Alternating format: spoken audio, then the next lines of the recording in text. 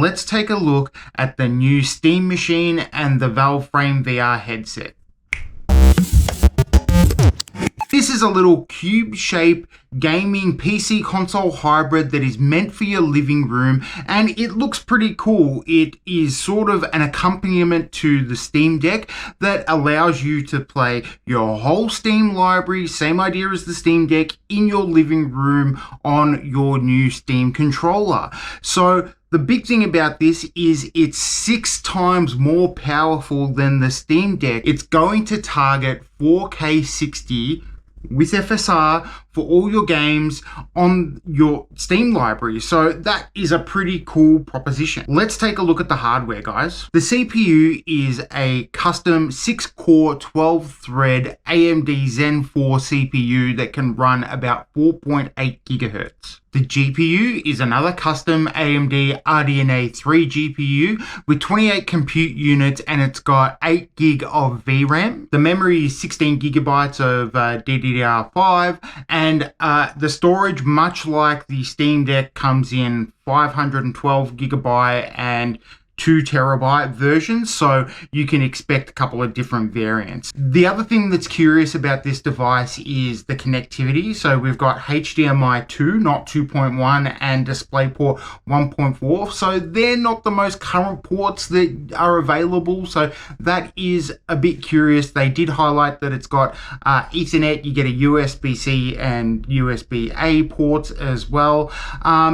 But the one thing that sort of pipped my curiosity is the expansion storage is a SD card slot. So I'm hoping there is room for you to be able to upgrade that that SSD card internally, because I'll be pretty annoyed if you can't.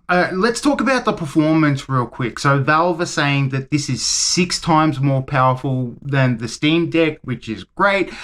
You want something to, if you're a Steam Deck owner, you want to have something that complements the ecosystem but is a lot more powerful, I would assume. But in terms of like real world performance and stuff like that, I would say this is somewhere between a PS5 on the high end and an Xbox Series S. I reckon it's somewhere in the middle there. I'm not too sure how it's going to reach 4K 60 in lots of games that people have in their Steam Deck library, but we'll see. For the CPU, I'm thinking like a AMD, probably like a 7600 or something like that. So in terms of performance, this is going to be like, right, I was probably expecting a little bit more from this to achieve 4K 60. They have already said that you need FSR to achieve that. So the little bit of concern that I have, particularly with everything that's gone on, and you can check those videos in the description below, is that, you know, are we super confident that RDNA 3 FSR is going to provide us the sort of performance and the visual fidelity that we actually want in a Steam device? I'm not too sure about that. Is it going to be FSR 4? Is it going to have Redstone? They're all questions that I'm going to be really, keen to find out about. Hey, just want to jump in here and say, if you're enjoying any of the content on computer games hardware, please support the channel. We've got affiliate links for Secret Lab in the link in the description below. You can see the Pimax Crystal Light in the background there. We've got links for Pimax in there.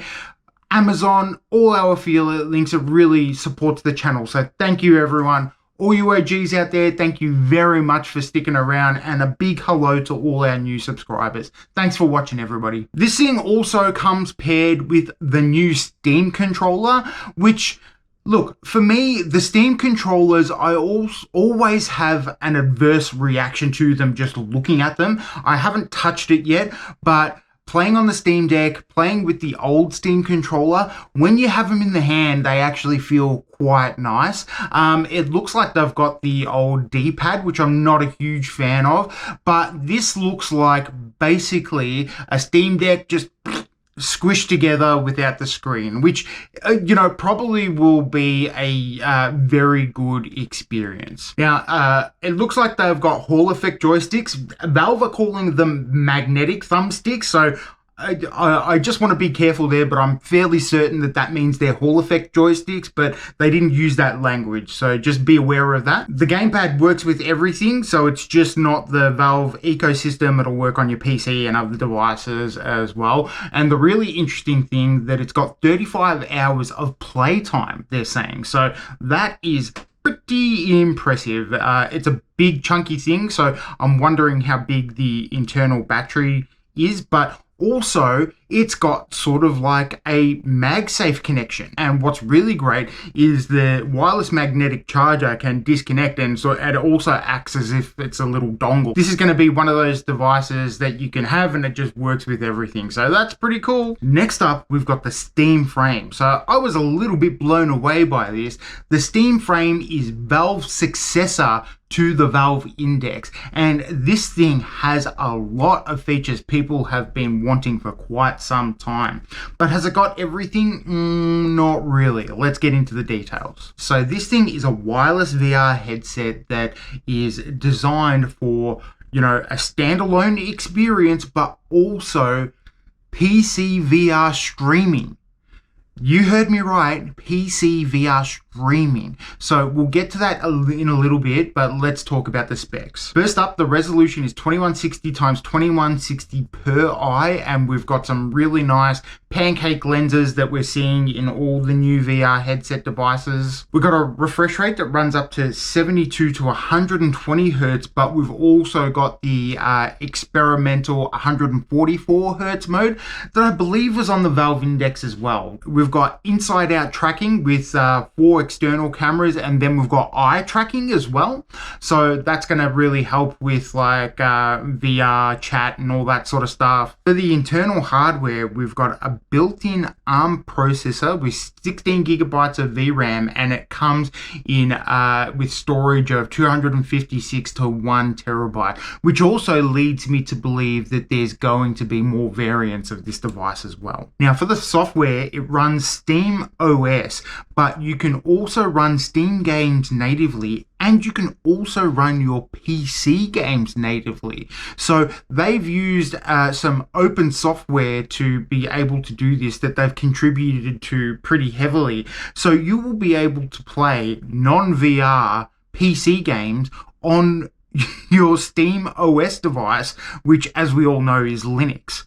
The pass-through is only monochrome, which that doesn't bother me at all, but this has an expansion slot with PCIe connectivity. So if you wanted to connect a color camera or some or a different device, you can with this thing. So this thing comes with a dongle with Wi-Fi 6E for PC VR streaming. So that sounds incredible, but I am going to remain a little bit skeptical about that because, you know, even all the modern VR headsets that have a cable pass through have not been able to get the right bandwidth unless it's been a hardwired experience, much like the Pimax Crystal Light in the back there. And the way they're doing this is really interesting. They've come up with the concept of foveated streaming. So I don't know if you've seen my Crystal Light videos, but there is the concept of foveated rendering that brings down the resolution which only renders at a high resolution of what you're looking at, and everything else is not blurry, but it's not rendered as high as where you're actively looking. So they're going to do that in a streaming sense. So it's foveated streaming. So as you're streaming through, you're getting the best experience of where you're currently looking, and everything outside of that field isn't rendered at such a high resolution. 144 hertz gaming PC VR streaming sounds amazing, but I'm not convinced yet. But if they can pull it off with this foveated streaming, I will be the first to, bow at Valve's feet. So I'm really interested to see how this plays out. I wonder how the game experience is. It's also got an accessory pack that you can purchase separately that has an extra strap and all that sort of thing, but it looks pretty comfortable. It's got a battery pack on the back. Now, the one thing that Valve doesn't tell you is that what you can do is exactly what I've done here and just put your PC in your living room, that will give you a far superior experience to buying all this stuff. So if you've got existing hardware and you're a PC gamer, it is likely that you have far better hardware in your PC than you do in any of these devices. But I'm not too concerned about that, because the Valve frame, the controller, and even your Steam Deck are really great accompaniments to your PC. So, they can be an additive experience, which is great. You might not need the cube or the console, but, let's see how that plays out. I'm still skeptical about how the PC VR experience is going to be in this foveated streaming. We need to find out more about that. But this is pretty exciting. Are you interested in Valve's new hardware? Let me know in the comments down below. So like most things, all this stuff is going to come down to a competitive price.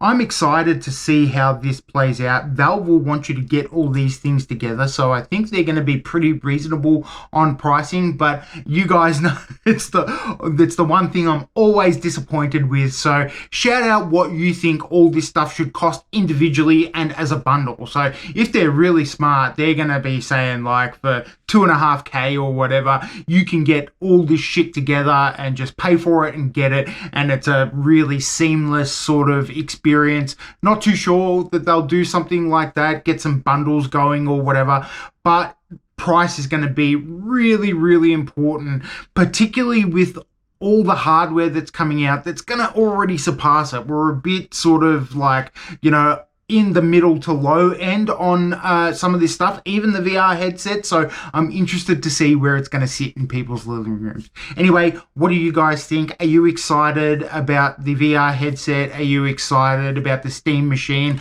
I want to see how this plays out. I'm really excited. Valve always has interesting hardware. I think they're lying to us a little bit. I think there's better specs and better performance coming with some other variants to these devices. What do you guys think? Let me know in the comments down below. Anyway, that's going to do it for this one, guys. Thank you very much for watching. I've had a really good time making this one. It was actually sort of a surprise drop for me because I've been sort of offline for a little bit. So I've had a really good time making this one. Let me know what you guys think about Valve's new hardware ecosystem, and I will see you guys in the next one. Thanks for watching. See you next time.